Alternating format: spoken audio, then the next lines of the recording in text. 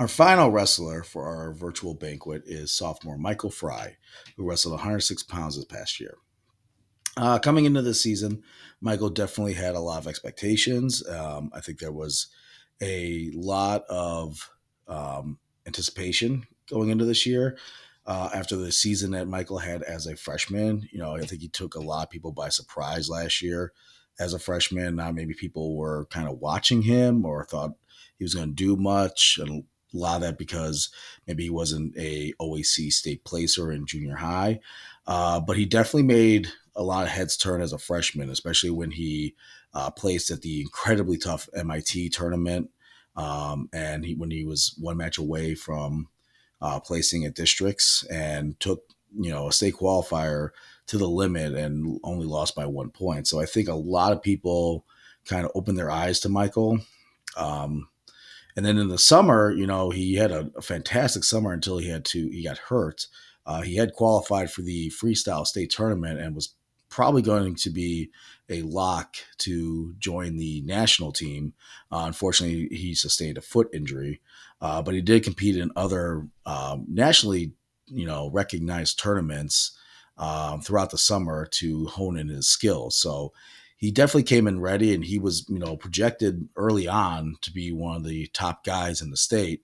And as the season progressed, Michael's stock, I guess you could say, before he was in the top 15, but as the season progressed, you saw Michael, up there at number one in the state for a lot of times. And it was kind of going back and forth between him and another individual we kind of talk about.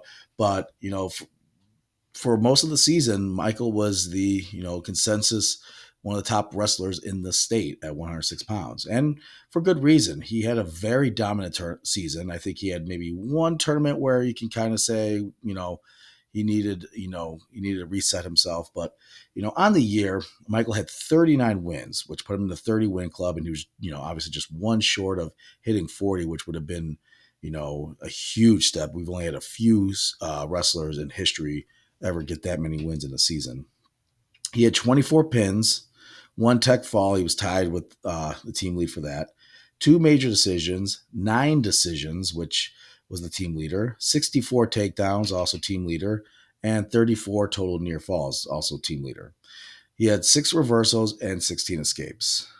Beginning of the season, came out firing. He took second at the North Coast Classic, only losing to a kid that if he didn't get disqualified at the district tournament, would have probably been top 3 or 4 state placer in Division Two.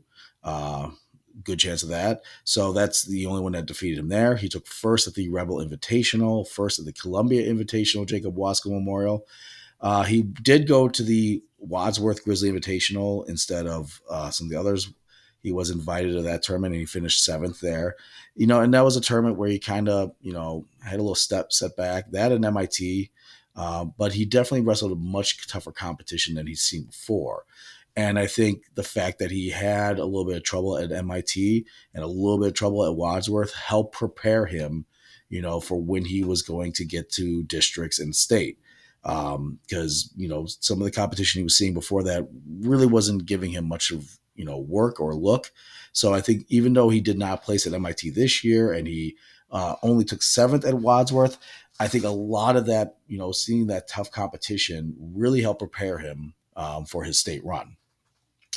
For the second year in a row, Michael took first place at the LCA tournament, earning first team all conference, and he has a chance to be only the third person now in all of the LCA to become a four-time champion there. He's got 2 more years, but he's got a good shot of being it and also being Columbia's first ever four-time conference champion. So, knock on wood, but he's, in line to do something that's like that. Heading into the sectional tournament, kind of to give you an idea, we coaches select where they want to go, and it's based on a number of factors when you get to pick. And for us, we were kind of in the middle of, in the draft, I guess, if you want to say order. And it was between really going to Beechwood or Berkshire, and I guess Northwestern, but we really knew we weren't going there.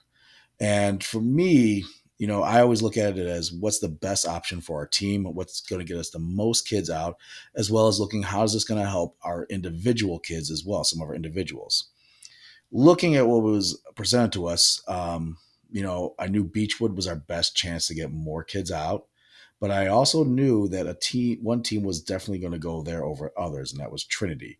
And Trinity had the other 106 pounder that was kind of going back and forth with Michael over who should be number one and who's number two. And I wanted to make sure that they were on separate brackets throughout their run because I knew those were the two best wrestlers in the state. Now, obviously, anything could happen, but those two I knew, from watching and scouting, that was, the best matchup of the two best wrestlers. So one of the big reasons I picked Beechwood was because I wanted Michael on the opposite side of the bracket from what would be kind of his rival in the postseason. I also knew it would get us our best chance of getting more kids out. And the plan, kind of worked because then Michael did run into him in the sectional finals. They were the number 1, 2 seeds. And as we told Michael going in, this kid's a very defensive wrestler. He kind of sits back, very, very strong kid. But we wanted him to hold back what he was going to do because we wanted to save that because we knew that most likely Michael could see this kid in the state finals. So first match, Michael wrestled pretty conservatively, still held the lead going into the third until about 30 seconds left in the third period, and the kid just got in a scramble with Michael, and Michael couldn't hold on, and that will be important later. And the kid was able to get a reverse with about 10 seconds left and won. Okay, fine, it was perfect. We saw exactly what we wanted. Same with districts. Michael made a great run throughout districts. He had a great position at districts, kind of ran through everything, qualified for the state, and ran into the Trinity kid in the district finals. And again, as much as I know Michael wanted to go out there and go all out, we had hold back, don't show everything yet, and especially what Michael likes to do on top. And Michael did. And again, he lost. He lost a 1-point match. And again, we told him that this is fine because now we know exactly what to do.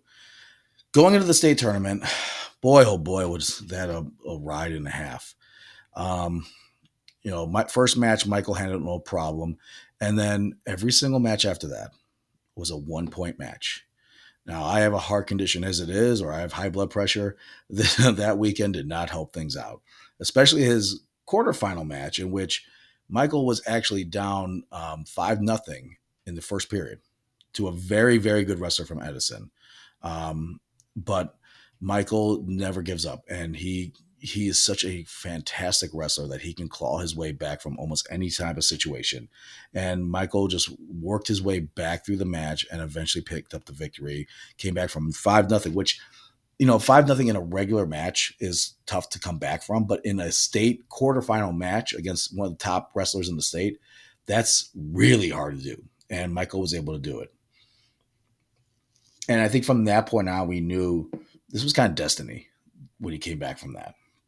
His semifinal match, he had a hard fought match against a very tough Waynedale kid who took him to the limit. Again, Michael had to pull a 1-point victory, but he qualified for the state finals. He was our first wrestler since 1995 to do so. And then now we just knew everything Michael had worked for, everything he had done, all the extra work he put into now was going to pay off. And in that finals match, it wasn't the most exciting match, 1-0, but he did exactly what he planned out to do. And the deciding factor this time was when Michael was up 1-0 in the third period and he was riding him. And it was almost like deja vu with the sectional finals where Michael was riding him, trying to ride him out to win. This time, though, Michael used his leg wrestling, which he's very good at, and he did not do that before. So it kind of threw, the Trinity kid off. And this time he was not able to reverse it. It came very close with the last 10 seconds left. It came very close to reversing, but Michael did not give up. He kept that leg in and he kept riding him and squeezing him as hard as he could. And even when they tried to give him 5 extra seconds, because apparently they don't know how to, keep time at the state finals, Michael still held on. And He accomplished something that very few kids have ever done, that very few people have ever done. Only 6 people prior in Columbia history of his has done. None of them as young as Michael either. And Michael was a state champion. Um, it's still such an emotional high thinking back on it, for Michael and everything that he's done. And as I said in our actual banquet, it's amazing when you get to see a kid do something like Michael has done. It's even better when it's a kid like Michael, who is a good person and a good kid who always does the right thing. He's always there for his teammates. He's always there to help out. He's one of the nicest individuals, even when he's cutting weight and having to try to make weight, like when he's 7 pounds over before the weighouts of the state tournament, has to cut that in about 2 hours. He's still joking. He's still laughing. He's not, yelling, cussing out anybody. He is such an amazing young man. And it's even more special when you get to see somebody like him accomplish what he has and be the kind of person that he is. It's even more rewarding. Michael has a chance. It's never easy, but he definitely has a chance to become a 2 or 3 time state champion. Columbia has never had that, and very few, even more fewer individuals have ever done it overall in the state. He knows it's going to be tough, and he's already putting that work in. He's already getting ready for next season, which, he even said a couple of days after, he won state, he's like, all right, I'm ready to get back to work. And that just shows the tenacity and the work ethic of that young man. Obviously, Michael was also selected as the LWCOA All Star. He was also selected as both the All Chronicle Telegram uh, first team and Wrestler of the Year. And it's not on there, but he was also selected by the Morning Journal First Team All Star and Wrestler of the Year for both publications. Um, for his career so far, only as a sophomore, Michael already has 75 wins. So he has also a chance to shatter almost every career record moving forward. He has 75 wins, 39 pins, 3 technical falls, 7 major decisions, 15 decisions, 104 takedowns, 557 total near falls, 18 reversals, and 32 escapes. He's 2-time All Conference and 2-time First Team All Conference. He's a 2-time district qualifier, a 1-time state qualifier, and a 1-time state placer, and a 1-time state champion. Michael was also, because of his amazing season, voted on as our most valuable wrestler. I mean, win a state championship, obviously you're going to be the most valuable wrestler of any program you're pretty much on. I'm so proud of this kid. And I'm so proud of he's battled a lot throughout the years, and I'm not going to get into that, but he's overcome a lot of things that not many people understand, and he's never shied away. He's always been smiling. He's always been such an enthusiastic kid, and he's one of the most coachable kids I've ever had, and I've had the pleasure of coaching. Um, I am so excited for the next 2 years of his journey, because they're going to be a blast. And I know he knows he's got a big target on his back, but I don't think he cares. I think he's so much into the grind that it doesn't matter to him. And like I said, these next 2 years are going to be really exciting. And I can't wait to keep following Michael and being privileged enough to be a part of watching what he does out there, which is some of the most amazing wrestling I've ever seen. So, congratulations to only sophomore Michael Frye, our boys' most valuable wrestler.